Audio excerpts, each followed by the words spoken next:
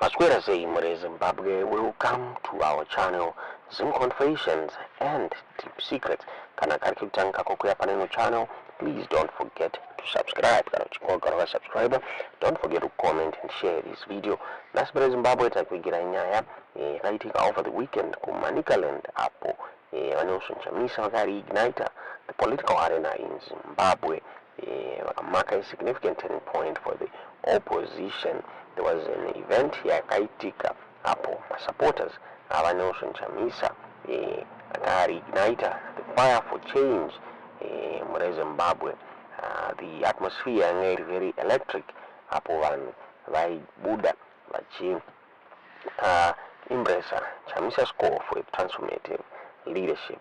Hapana kupera nguva YaChamisa later wakabuda share his vision with a powerful declaration kuratidza kuti Chamisa asati apera.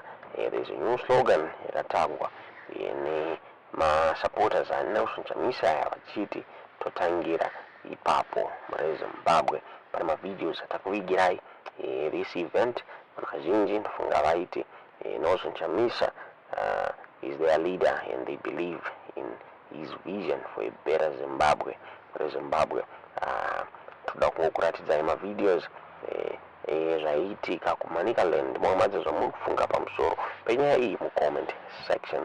Tinoda kusiya muchona videos mumamadzi zvamuri kufunga comment section.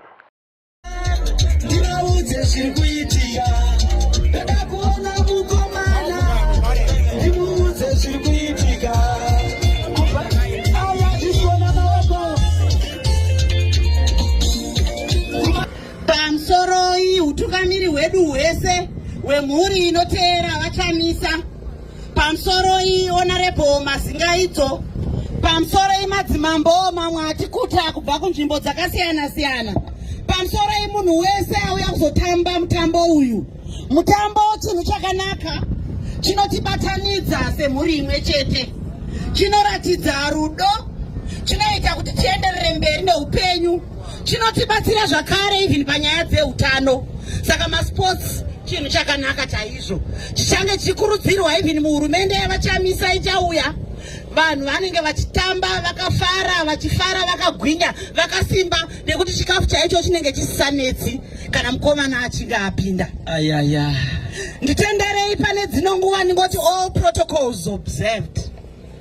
Handina mashoko akawanda ndoda kutaura nekuti nguva dzedu dzainda toda kuti muzofamba kuchakachena.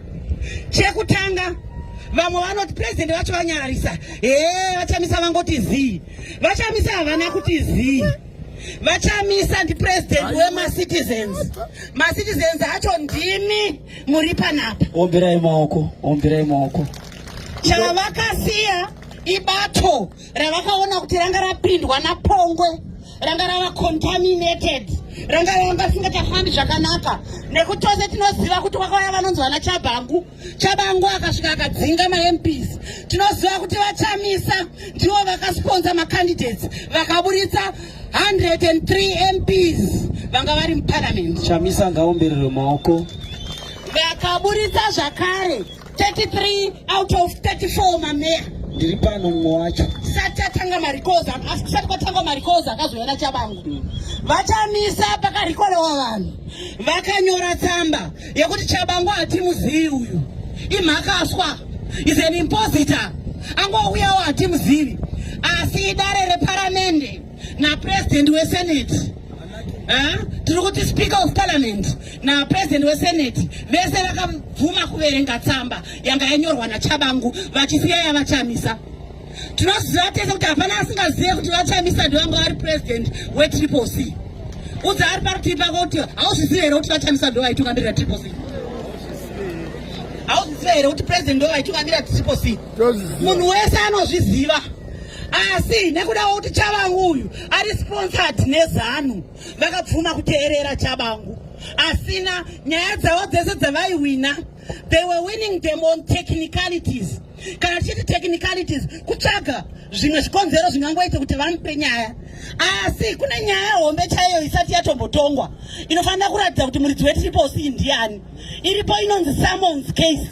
Someone's case iyo ndoye kuti vanenge vakamirisana mubhokisi tichimubvunza kuti wakaitwa SG nani, ndiani akakusarudza kuti uite SG, nekuti chero tikadzokera ku 2019 structures Chabangu anga asipo pamepo, haana kumbovhoterwa kugweru kwatakaenda paya kuCongress, anga asipo. Saka kuti zvakazobva nepi zvese zvakaitika izvi, ingova manjake zvakarongwa mashenanigans eZANU-PF. Asi hazvitisvibise moyo semhuri yavachamisa. We forge ahead, tinoramba tichienda mberi tichitsigira president vedu advocate Nelson Chamisa, nekuti ndivo president wevanhu, ndivo vanodiwa nevanhu, ndivo vane zvinhu, vane hope yeZimbabwe. Udzari pauti vaChamisa zvichapera, vaChamisa zvinopera, navachamisa zvese izvi zviri kuitika zvichapera. Iye zvino ivo pachazvavo vakanzounganidzai vanhu vakaita semi, havaunganidze kana benzi.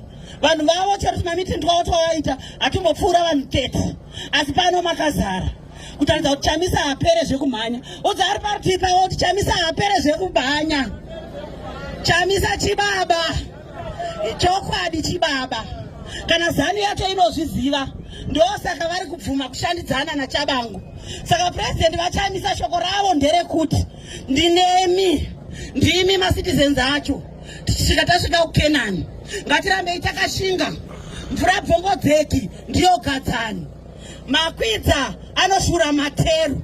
Zviri kurwadza izvozvi zvakaitika, asi tinosvika. Ini ndiri kutaura pano ndakatorikolewa naChabangu, ndanga ndiri seneta nanhasi wekuti vati kwedu, asi ndakadzingwa naChabangu muparliament nenyaya yangu yekuti ndinotsigira vaChamisa. Vakawanda vakadzingwa varimo mukati mumahonorable naChabangu watisingazive, asi honai kuti tiri kufamba nyika yese tichiunganidza vanhu tichiratidza kuti vaChamisa ndo vane yese, ndo vanodiwa nevanhu, ndo pane tarisiro yeZimbabwe.